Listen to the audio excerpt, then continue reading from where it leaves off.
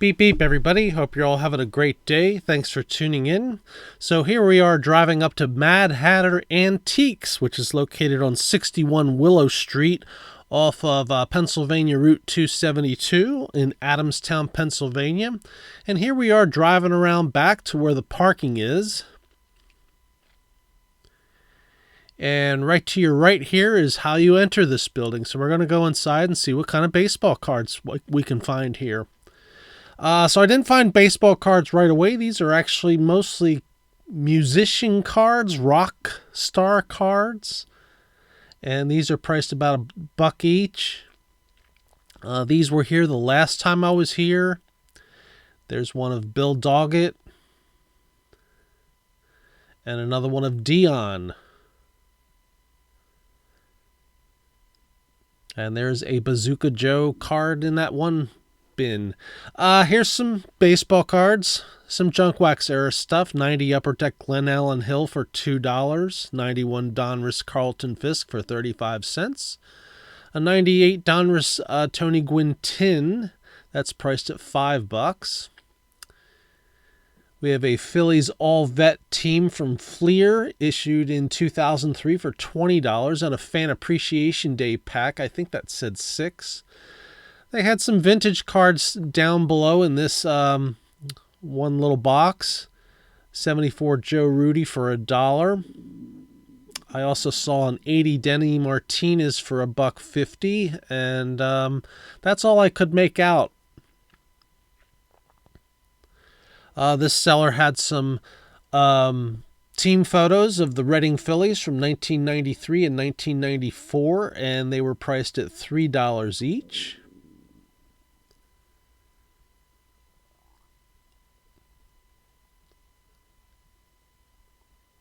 And another seller not that far from there had some old vintage sport magazines. Here's several of them. Looks they were priced at $12. That one there is $25. That one's $18. $25 for that one. So this kind of gives you a sampling of what's available there. They also had some more magazines over here. Here's a Sports Illustrated magazine showing Andre Dawson and Dave Stieb. Another one with Pete Rose for $10. The one on top is $7. There's J.R. Richard. That one's $5. And there's Greg Nettles. That one is $7.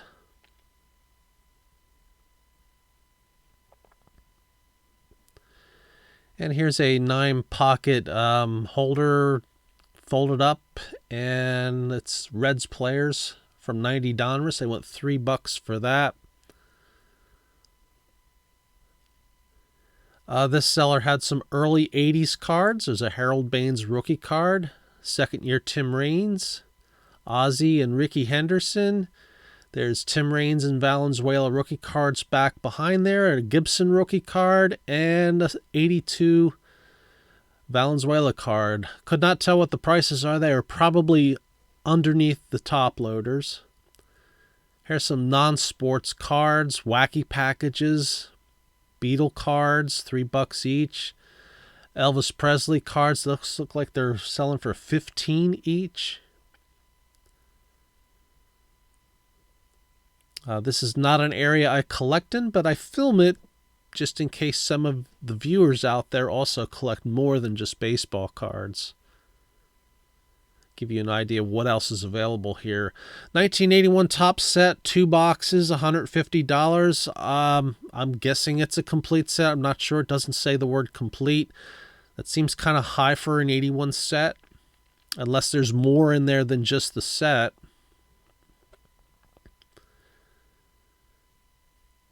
There's a Mets yearbook, $12. A Phillies yearbook from 1978 for $10. A small booklet written by Stan Musial for $20.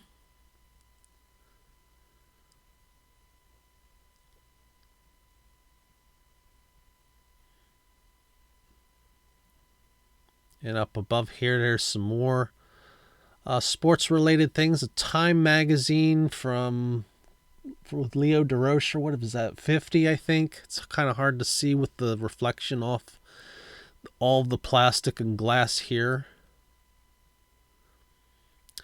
Bunch of toy cars. There's a lot of toy cars at this mall. This is only a small portion of them. Many sellers had those.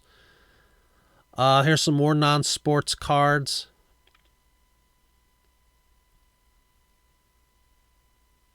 Dick Tracy, G.I. Joe, Tales of the Crypt, more Dick Tracy in the back.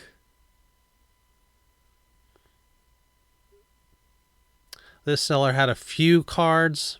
Brandon Marsh, first Bowman Chrome for $14. And here's a Brandon Marsh Bowman's Best Rookie card for $4.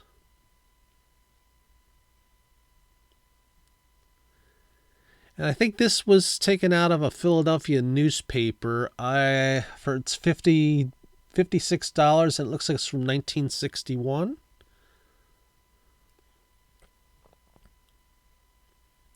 Here's sort of a panoramic view of one booth that is just filled with toys. There were several booths like this here, so if you collect toys, there's much to be had here. I can't tell you if the prices on any of these things were any good. I didn't really check because I don't collect them myself. I just don't have room for all that stuff. But it might be worth a visit. Here's some Mickey Mantle porcelain cards. These were $10 each. I've never seen these before. I don't know who made them or when they were made. There's some political buttons. Some more cards here. Vast assortment of stuff. There's a Top Stadium Club Series 2 unopened wax box. I don't see a price on that, so I don't know what that's selling for. Here's some more cards down here.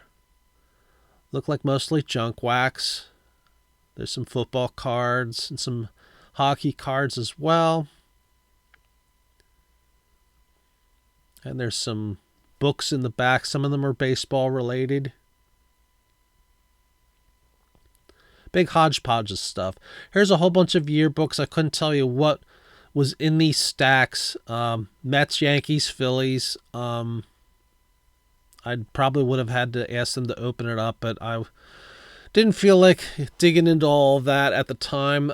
Here's a baseball encyclopedia for $49 signed by Pete Gray. I'm not sure if that's the original edition, the first edition, or a later edition.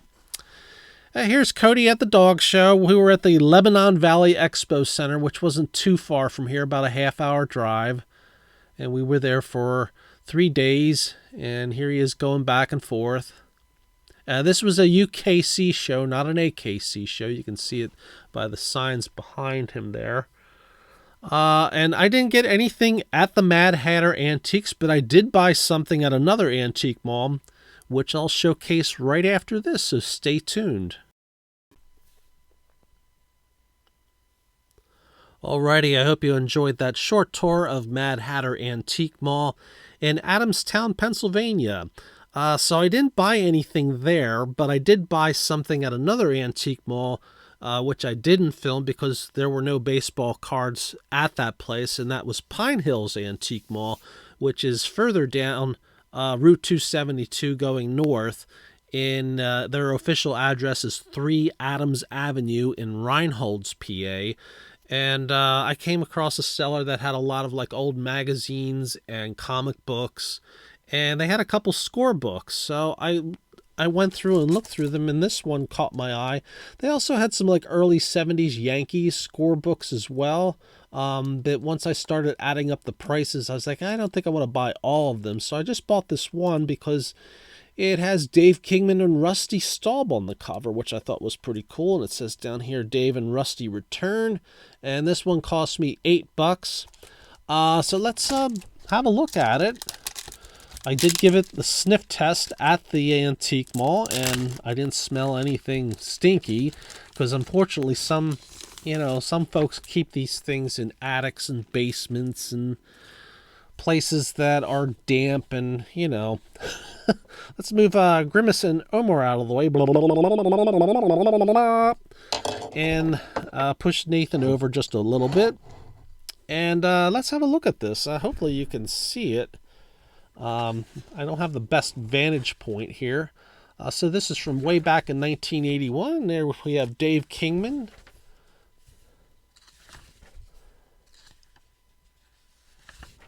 There's an article on Rusty Staub.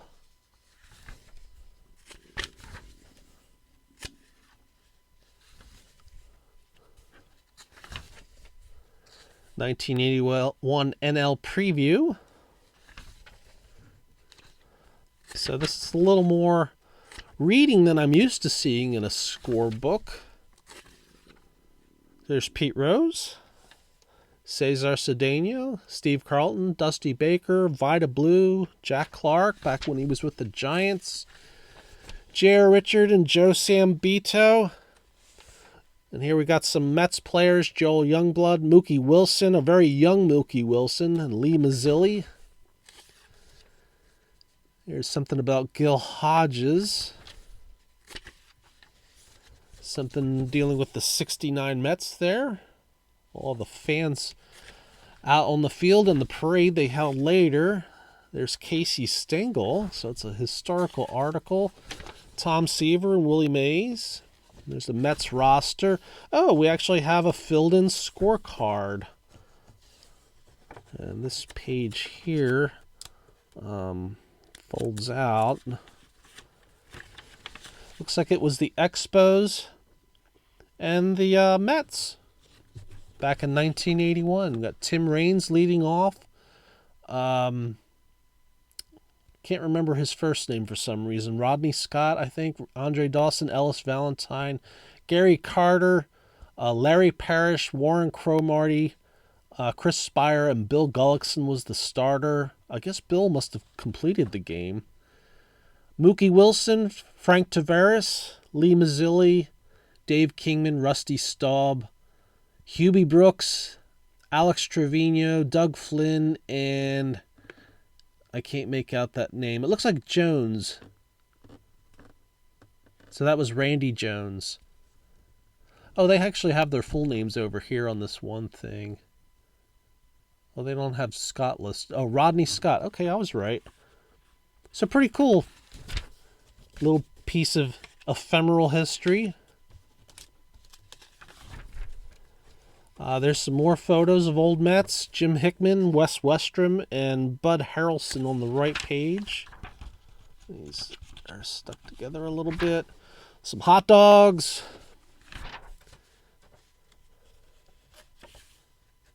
There's Randy Jones there. I guess he was making a comeback with the Mets. He had a couple really great years with the Padres and had some arm problems. I don't think he ever really bounced back to what he was in the beginning of his career. There's George Brett holding a Seagram 7 Crown Sports Award.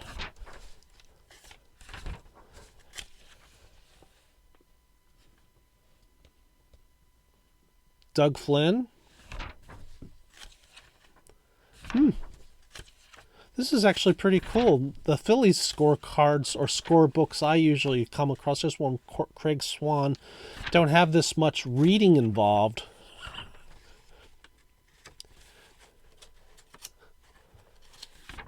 Kind of like the way this one's designed. There's Ron Hodges. How to fill in a scorecard. That's something I've never seen before in one of these books. This is actually pretty cool. Doug Flynn and Craig Swan again over here. And there's their official schedule.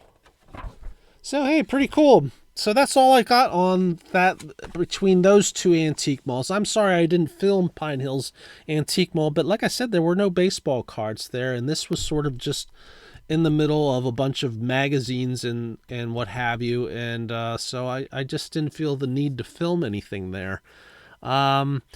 I will have another Antique Mall video coming up shortly. I'm not sure if I'm going to insert anything between now and then. I do have some other stuff in the pipeline. I have a a mega box of Topps Holiday from this year I need to open. And the next antique mall will be 272 Antiques, which is on further down south on Route 272, hence the name. So stay tuned for that, and that video will also feature some more footage of Cody at the dog show at the Lebanon Valley Expo Center. So thanks so much for watching, everyone. Hope you all have a great rest of your day. Take care, and don't forget to leave a beep beep in the comments, and I will try and beep back at you. Probably not immediately, but eventually in the coming days. Take care, everybody. Beep beep.